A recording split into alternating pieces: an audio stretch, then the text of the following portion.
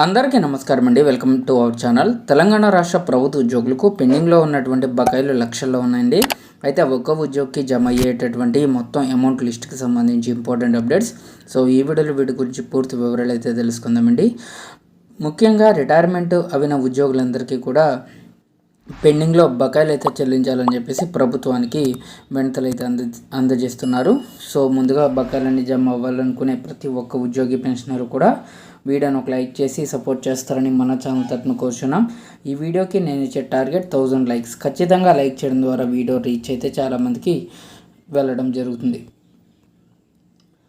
ముఖ్యమంత్రి గారు కరుణించండి, ఇది 13,000 మంది రిటైర్డ్ ఉద్యోగుల ఆవేదన అని చెప్పేసి ఇంపార్టెంట్ అప్డేట్ అయితే రావడం జరిగింది. తెలంగాణలో తమకు రావాల్సిన బకాయిలను రాష్ట్ర ప్రభుత్వం చెల్లించకపోవడంతో రిటైర్డ్ ఉద్యోగులు తీవ్ర ఆవేదన అయితే చెందుతున్నారు. మార్చి 2024 నుంచి అక్టోబర్ 2025 వరకు దాదాపు 14,000 మంది ఉద్యోగులు రిటైర్మెంట్ అవ్వగా వీరిలో కేవలం 1000 మందికి మాత్రమే హైకోర్టు ఉత్తర్వుల ద్వారా వ్యక్తిగత ప్రయత్నాల ద్వారా బకాయిలు అయితే అందాయి.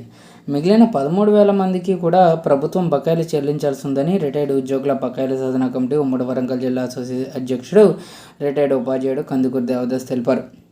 అయితే 13,000 మందికి ఒక్కొక్కరికి వారి సర్వీస్ హోదాను బట్టి, వారు సర్వీస్లో జీపీఎఫ్లో చేసిన పొదుపులను బట్టి ఒక్కొక్కరికి 35 లక్షల నుంచి 75 లక్షల వరకు రిటైర్మెంట్ బకాయిలు రావాల్సి అయితే ఉందని చెప్పారు.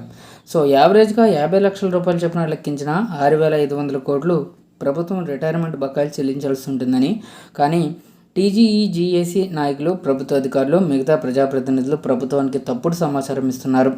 16,000 కోట్ల వరకు చెల్లించాల్సి ఉంటుందని తప్పుడు లెక్కలు చెబుతున్నారు. వాళ్ళు ఎలా లెక్క వేసినా 16,000 కోట్లు అవ్వదు. ఇది ప్రభుత్వాన్ని తప్పుదారి పట్టించడమే కాకుండా రిటైర్మెంట్ అయిన పెన్షనర్లను బాధించడం తప్ప వేరేది కాదు. కానీ ప్రభుత్వానికి రిటైర్ అయిన ఉద్యోగులకు బకాయిలు చెల్లించాలనే ఉద్దేశంలో కనబడడం లేదు. రిటైర్ అయిన వాళ్లే కదా, వీళ్ళతో పనేముంది, వీరికి ఎందుకు చెల్లించాలనే ఉద్దేశంతో ఉన్నట్లుగా భావించాల్సి ఉంటుంది. ఉద్యోగ ఉపాధ్యాయుల పెన్షనర్ల ఓట్లతోనే కాంగ్రెస్ ప్రభుత్వం అధికారంలోకి వచ్చిందనే విషయం మరవకూడదు. మాకు బకాయిలు రాకపోవడంతో పిల్లల పెళ్లిళ్ళు చేయలేక, ఇళ్ల నిర్మాణానికి తీసుకొచ్చిన అప్పులు చెల్లించలేక, బ్యాంకు ఈఎంఐలు చెల్లించలేక, పిల్లల ఉన్నత చదువులకు తెచ్చిన విద్యా రుణాల ఈఎంఐలు చెల్లించలేక ఇలా అనేక రకాలుగా తీవ్ర ఇబ్బందులు పడుతున్నాం. రిటైర్మెంట్ బకాయిలు రాకపోవడంతో మానసిక ఆవేదనతో ఇప్పటి వరకు రాష్ట్ర వ్యాప్తంగా 26 మంది రిటైర్డ్ ఉద్యోగులు మరణించారు. ఇంకా ఎంతమంది పెన్షనర్లు చనిపోతే రిటైర్మెంట్ బకాయిలు చెల్లిస్తారు ముఖ్యమంత్రి గారు? పెన్షనర్ల చావులకు ప్రభుత్వం బాధ్యత వహించవలసి ఉంటుంది. ముఖ్యమంత్రి గారు గత అసెంబ్లీ ఎన్నికల సందర్భంగా కాంగ్రెస్ మేనిఫెస్టోలో పెట్టిన ఉద్యోగోపాధ్యాయులకు ఇచ్చిన ఏ ఒక్క హామీనైనా నెరవేర్చారా? ఒకసారి ఆత్మపరిశీలన చేసుకోండి. అధికారంలోకి వచ్చిన వెంటనే 6 నెలల్లోగా పీఆర్సీ అమలు చేస్తామన్నారు. పెండింగ్లో ఉన్నటువంటి డిఏలు అన్నింటినీ వెంటనే విడుదల చేస్తామని అన్నారు. ఉద్యోగోపాధ్యాయ పెన్షనర్లకు క్యాష్లెస్ హెల్త్ కార్డులు కార్పొరేట్ హాస్పిటల్లో అమలయ్యే విధంగా విడుదల చేస్తామన్నారు. ఈ హామీలన్నీ అమలు చేశారా? పెన్షనర్లకు రిటైర్మెంట్ బకాయిలు చెల్లించకపోవడం న్యాయమా? ఇప్పటికైనా మానవతా దృక్పథంతో ఆలోచించి రిటైర్మెంట్ బకాయిలు విడుదల చేయాలని కోరుతున్నాం. మా జీపీఎఫ్ నిధులు కూడా వాడుకొని ప్రభుత్వం మాకు ఇవ్వకపోవడం ఎంతవరకు సమంజసం? మా డబ్బులు మాకు ఇవ్వకుండా ఈ విధంగా పెన్షనర్లు వేధించడం సరైన విధానం కాదు. మార్చి 2024 నుంచి అక్టోబర్ 2025 వరకు రిటైర్మెంట్ అయిన ఉద్యోగోపాధ్యాయులు దాదాపుగా 30 నుంచి 40 సంవత్సరాల ప్రభుత్వ సర్వీస్ చేసి ప్రజలకు సేవలు అయితే అందించారు. మా సమస్యలను ఆయా ఉద్యోగ సంఘాల నాయకులు కూడా పట్టించుకోవడం లేదు.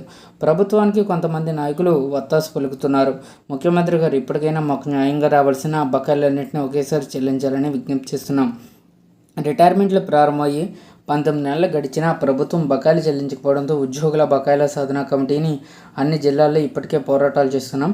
త్వరలో రాష్ట్ర కమిటీని ఎన్నుకుంటాం. అదేవిధంగా రాష్ట్ర ప్రభుత్వ పెన్షనర్ల జేఏసీ ఆధ్వర్యంలో నవంబర్ 17వ తేదీన హైదరాబాద్లో ఇందిరా పార్క్ వద్ద మహాధర్నా కార్యక్రమం బాధిత కుటుంబాలతో చేపట్టబోతున్నాం.